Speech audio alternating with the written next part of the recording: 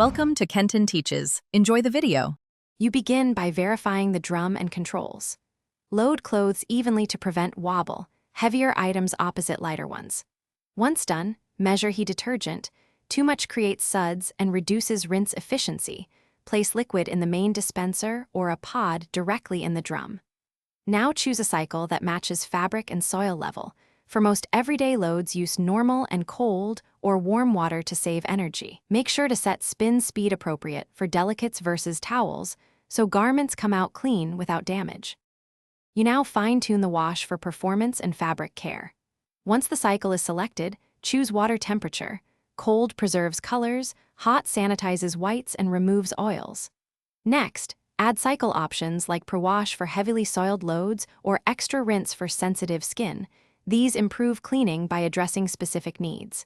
Then set spin speed. Lower RPM reduces creasing on delicate garments, while higher RPM extracts more water from sturdy items. Make sure to enable delay start only if you'll be home. You finish by removing clothes immediately when the cycle ends to prevent mildew and wrinkles. Shake items and hang or tumble dry as recommended.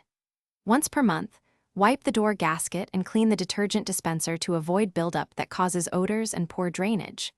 If the washer won't spin or drain slowly, pause and redistribute the load evenly, confirm the door latched securely, and scan the display for error codes. If problems persist, reset power by unplugging for 60 seconds and try a shorter diagnostic wash. Thanks for watching. Please subscribe if this video was helpful.